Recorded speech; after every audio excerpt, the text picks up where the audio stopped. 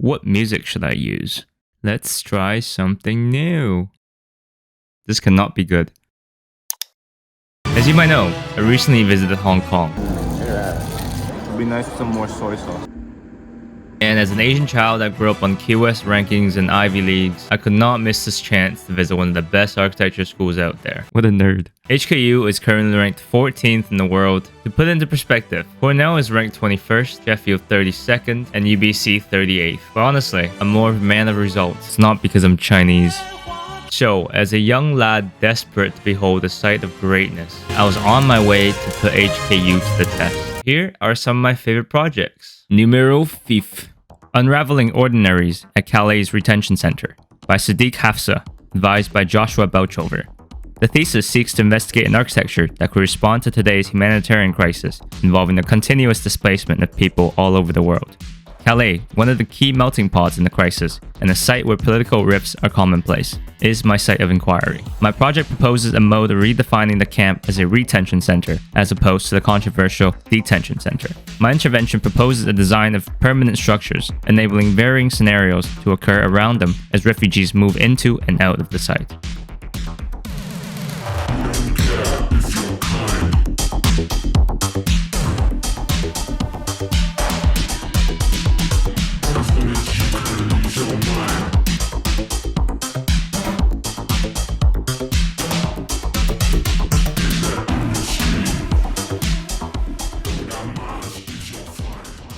So this first project is just good all around. It's got great models, got great renders, got great drawings. Everything's super finalized, super clean and neat, well formatted. So it feels like this person's got to be really organized. Hey guys, just letting you know, I'm only commenting on the visuals for these projects. So that includes the drawings and the overall presentation. I won't talk about any of the topics or ideas behind these projects because honestly, I don't know enough about them. And also, I only read the descriptions after recording these reactions because I find it very interesting to just try to guess the program without reading any descriptions. I like reading images in that way. So yeah, I just wanted to let you guys know. That's it. But yeah, what I really want to suck off here is the renders. Of course, it's got the basics, got lighting, good color scheme, good details. The front is a lot more clear and detailed than the back, which makes it more realistic. And what the renders do really well here is showcase a lot of different elements in one picture. So first of all, it's got not just the main building in the center, but 3 different buildings at 3 different phases in each of the renders. This immediately gives you a lot more information and makes it a lot more worthwhile to look at. And the coolest thing is probably the kind of objects that's in these pictures, such as the scaffolding, the wheel cart, and the bricks, and the little shuffle.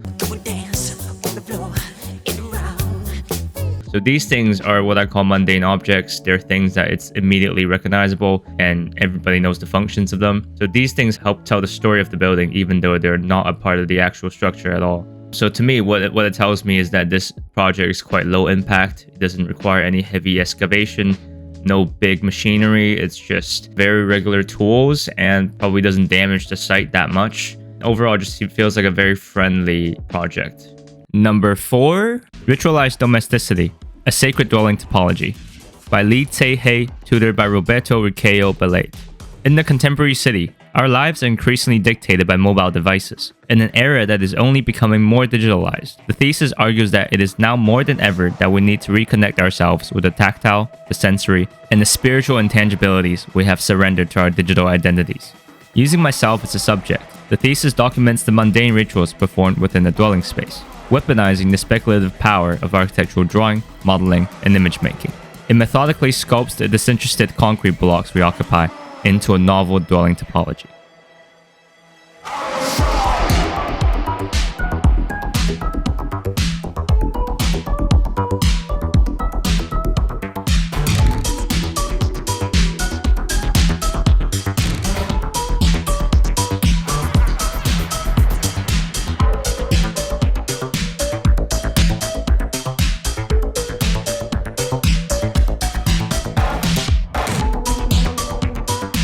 Alright, talk about polished projects. This one is also extremely polished. Everything that this person presented on the wall is so finalized. This one has such a theme with every color that it uses. It's mostly black and white, as you can see. I think mainly what he's extremely good at is using textures. Textures in his 2D drawings, in his line drawings, in his hybrid drawings, and in his renders. Every material can be clearly differentiated, and the density of each texture is very well matched against each other. And another thing that this person is very good at is making beautiful images. I think that comes from more composition and the eye for a beautiful image. What I mean by the eye here is basically your ability to recognize what makes a image pretty, what makes something pretty. It's like going to the museum and finding a painting that you like and then being able to reason to yourself what makes it pretty to yourself. And then kind of using those standards of beauty to then create your own artworks or designs.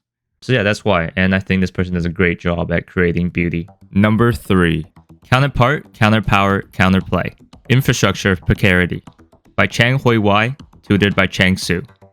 Can waste infrastructure become a vehicle for natural preservation, civic resistance, and neoplanetary imaginations? This thesis seeks to overcome the socially constructed power structures embedded within the idea of hazard management by uncovering the invisible resistance mechanism within the natural and building processes of a former landfill in Hong Kong.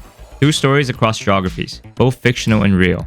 The thesis proposes a design for a set of antipodes to induce the quality of precarity as a resistance mechanism to both local and global political structures, and to provide a nuanced reading of infrastructure.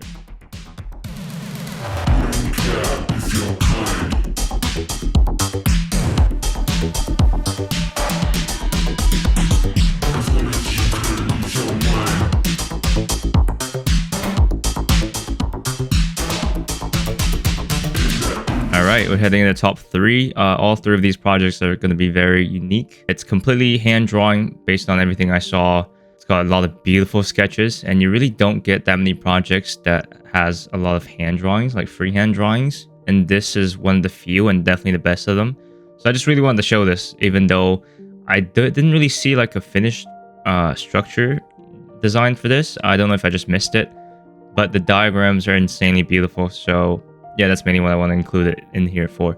And yeah, the hierarchies in the diagrams, you got the larger size circles, smaller size circles, all the little dots around the things. It's just very simple things made well. Number 2. Archive of the Past, Present, and Future of Chong Chau Theater by Gu Jia Chen, tutored by Joshua Bochover. This architecture thesis revives the Zheng Chao Theater through creative process of architectural intervention. Local memories were collected via interviews, a physical model of the theater from the past was created, and a 3D photogrammetry and archaeological drawing captured its present state. A motorized installation was constructed to film the model, which combined with historical footage, produced a film showcasing the past, present, and future of the theater. This archive revives lost cultural memories and brings attention to the theater ruins, once the island's center of communication. As the agency of advocacy, this project facilitates community discussion on the theater's future.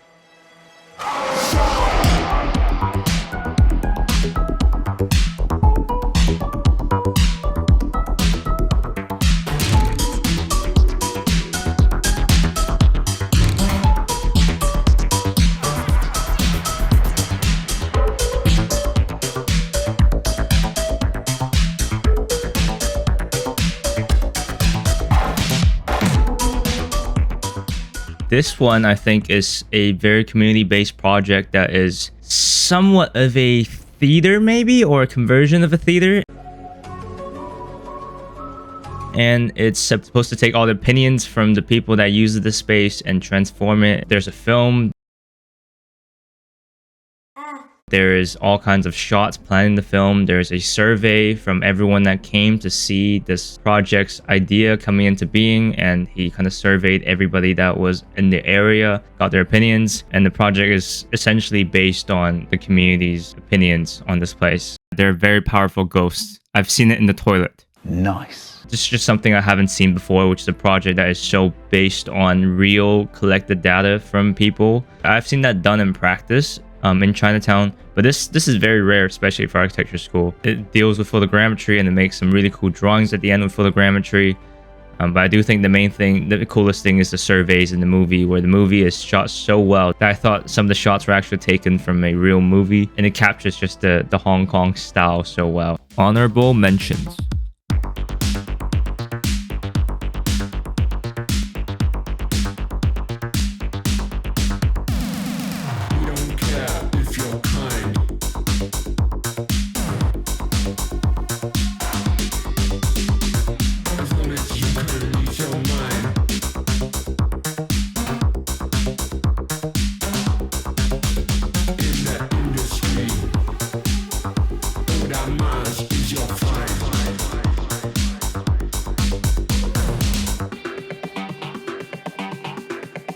Number 1.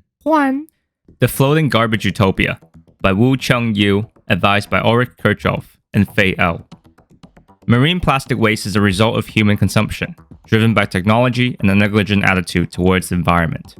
My thesis position is critical towards this attitude and uses architecture and technology to heal and grow with nature. The aim of this thesis project is to explore how floating structures can be an architectural tool to filter the ocean's water to collect and recycle marine debris.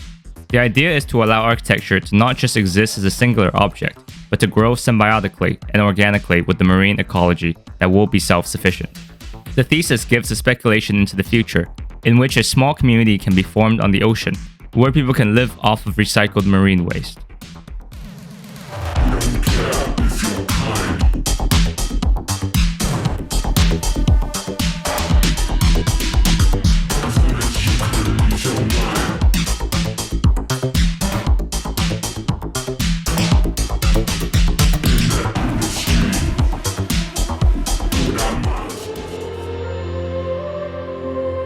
First place. I love this one. This was like love at first sight.